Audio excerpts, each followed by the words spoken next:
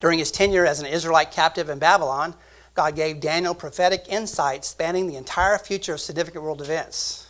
Chapters 2, he does that by interpreting Nebuchadnezzar's dream. And in Daniel chapter 7, he has his own dream. When Nebuchadnezzar has the dream of the Gentile world empires, he sees them as glorious, shiny metal statue, right? Gold, silver, bronze, iron. When Daniel has the same, or not the same dream, but the dream of the same empires, he sees them as ravenous creatures.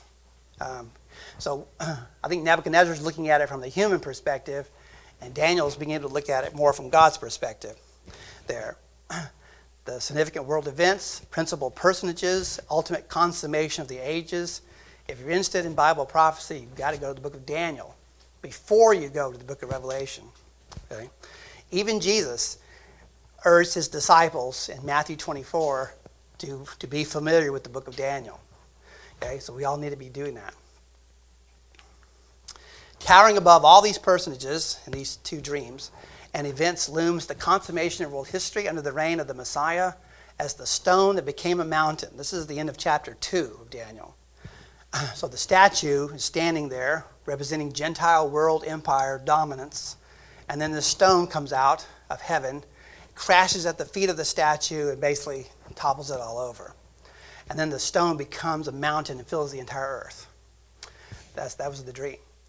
So it covers the whole earth and the appearance of the Messiah at a specific time and date in Israel's history. It's going to be after the two legs of iron that this happens, which represents the Roman Empire. What would the left and right leg represent? Would that be the eastern and western hemispheres? I think that would be the eastern and western capitals, because they had two capitals. One's in Rome and one was in Constantinople. Critics have lodged accusations of error in the book of Daniel, citing the statement that Daniel was made the third ruler in the kingdom under Belshazzar. First of all, the skeptics say, there was no King Belshazzar, that Nabonidus was the last king of the Babylonian Empire. And then they would say, Daniel was never made third because there was no second. So the Bible's wrong on 2 points right there. That's what they would say. Well, let's keep reading. The event has to do with the famous writing on the wall, Daniel chapter 5, to the effect that King Belshazzar had been weighed in the balances and found wanting. His kingdom would be divided and given to the Medes and the Persians. The Medes and the Persians worked together to bring the Babylonian Empire down, as we'll see. Belshazzar had Daniel clothed with scarlet. A gold chain was put about his neck, and he was proclaimed the third ruler in the kingdom. Now let me back up just a little bit. Nebuchadnezzar II, we read about him in Daniel chapter 4. He has a son, Nabonidus. Nabonidus is now the next king of Babylon. Takes over at about 536 BC. He decides to go off to Tiamat, which is on the spice route in Arabia, and he's gone for 10 years out of the capital city there. So he has his own project he's working on outside the land, and he leaves his son, Belshazzar, as king. Belshazzar is the crown prince. He's the firstborn son. He's the eldest, and he is made co-regent. And so he has kingly authority, but not really the king title in the same sense that Nabonidus has it. Okay, and apparently he was not a very good ruler, as we'll see also. I'll explain that in just a little bit. We find him in Daniel chapter 5 having a drunken orgy party. He invites wives, concubines of other kings, and they decide in their drunken stupor, well, let's just take the gold and silver vessels that we took from the temple in Jerusalem, that my grandfather took. Let's just put wine in those, and let's just get drunk and drink out of those too. So basically, we're not going to look at those as sacred vessels because they belong to the Jews, right?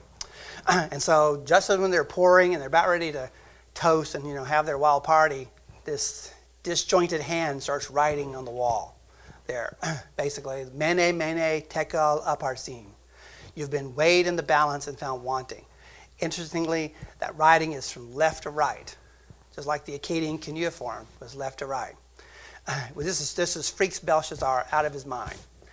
He goes to the queen mother. The queen mother remembers Daniel and says, there's a man that can actually interpret this and can tell you what's going on.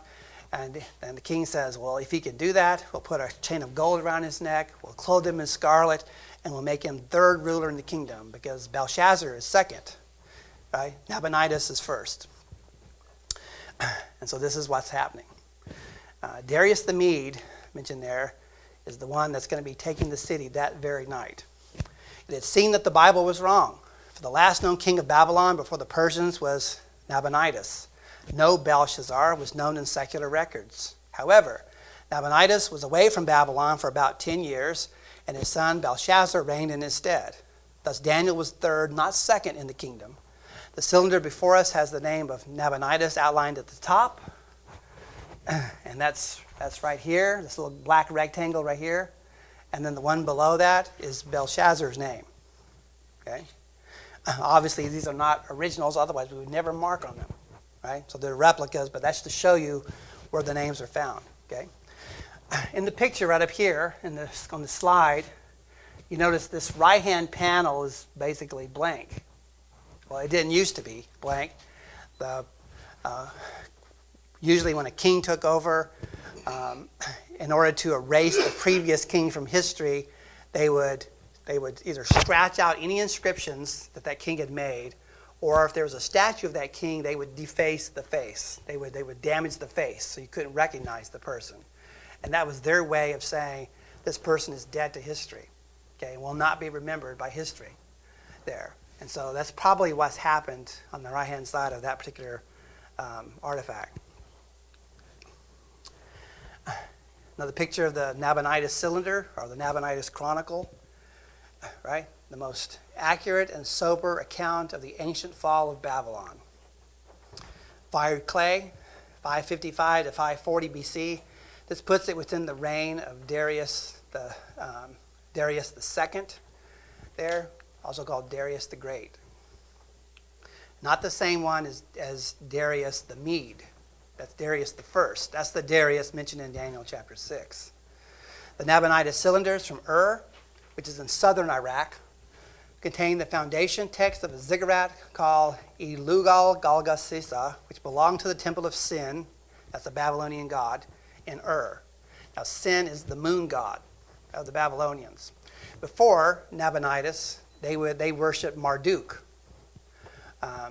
But he sidelined that god and rose up Sin in the temples there, the moon god. Nabonidus describes how he repaired the structure. Nabonidus cylinders, and there are 4 of those that archaeologists have found, from Ur are also noteworthy because they mention a son named Belshazzar. Oh, wait a minute, I didn't think that was such a person, right?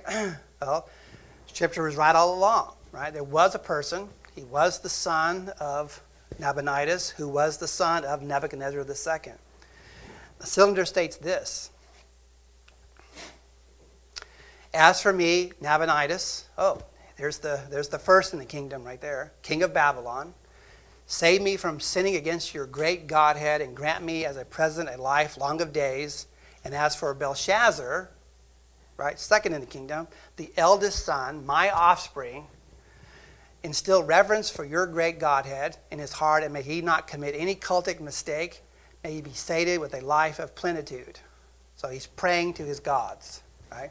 And he's asking blessing not only on himself, but on his firstborn, on his son.